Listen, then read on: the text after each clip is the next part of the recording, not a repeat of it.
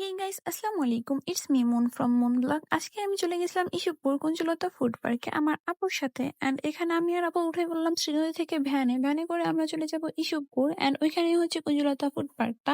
তোমরা অনেকেই ঘুরছো হয়তো। যাই হোক গাইস, আজকের ভিডিওটা একটু বড় হতে যাচ্ছে না, আর টেনে সম্পূর্ণ ভিডিওটা দেখো। দেখতে দেখতে চলে আসলাম আমরা শাখারপাড়া। এই যে হচ্ছে শাখারপাড়া সেই ভাইরাল ব্রিজটা। অ্যান্ড গাইস, এখানে আমরা চলে আসছি কিছুটা সামনে।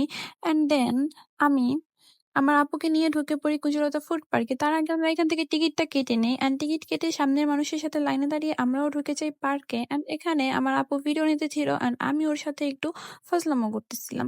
অ্যান্ড যাই হোক গাইস, আমি আর আমার আপু এই পার্কে ঘুরে যেটা বুঝলাম, এখানে ততটা উন্নত মানের ডেকোরেশন না হলেও গ্রাম অনুযায়ী পার্কটা খুব বেশি ভালো ছিল। অ্যান্ড এখানকার ফুড কোয়ালিটিও ভালো ছিল। দেন এখানে বাচ্চাদের রাইডস দেখে রাইডের জন্য আমি সামনে গেলাম। অ্যান্ড দেন দেখলাম এখানে লিভিয়ার গেম ঘর ছিল, যেটা লিভিয়ার নামটা কেটে দিয়েছে। অ্যান্ড আমি দেখাচ্ছিলাম এখানে আমি ছোটবেলায় উঠে জাম্প মারতাম। অ্যান্ড এখানে ভাবতেছিলাম আমি একটা ফুল চিরবো, যেখানে সব জায়গায় লেখাই ছিল একটা ফুল চিরলে 100 টাকা জরিমানা দিতে হবে। অ্যান্ড এই 100 টাকার পরোয়া না করে আমি বিসর্জন দিয়ে ভয় ডর সব এই ফুল চিরতে গেলাম। অ্যান্ড চিরতে গিয়ে আমার ফার্স্টে ভয় লাগতেছিল, কারণ দেখলেন আমাকে উত্তম মাধ্যমটা। দেন এই যে আমি আমার ফুলটা ছিঁড়ে নিলাম। অ্যান্ড দেন এখানে ছিল বাগান বিলাস, যেটার ফুল এখনো ফুটেনি। যাই হোক গাইস, এখান থেকে আমরা রাইডে ওঠার জন্য এখন কেটে নেব টিকিট। আমি ভাবছিলাম কিসে উঠবো, নৌকা উঠতে ভয় করতেছিল, তাই আমি চকরিতে উঠলাম। অ্যান্ড এখান থেকে টিকিট নিলাম।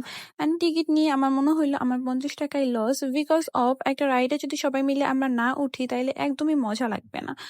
এখানে আমি রাইডে উঠে গাইস একটু মজা পাই না, অ্যান্ড আমার পুরো 50 টাকায় লস হয়েছে। আমি এইখানে দেখতেছিলাম আমার জাম্পিং বলে ওঠার কথা। আমি খুব কান্না করতেছিলাম, কারণ আমি এই জন্যই পার্কে গেছিলাম, কিন্তু এখানে পানি শুকিয়ে যাওয়ার কারণে জাম্পিং বলটা অফ করে দিয়েছিল। দেন আমার আপুকে আমি এখানে বললাম তুমি একটা শাহরুখ খানের পোজ দাও, ও তো হাসতে হাসতেই শেষ, কি বলবো গাইস। দেন ও কিছুতেই দিতে পারতেছিল না। And এখানে খুব মানুষ ছিল, ও যেহেতু একটু লাজুক তাই।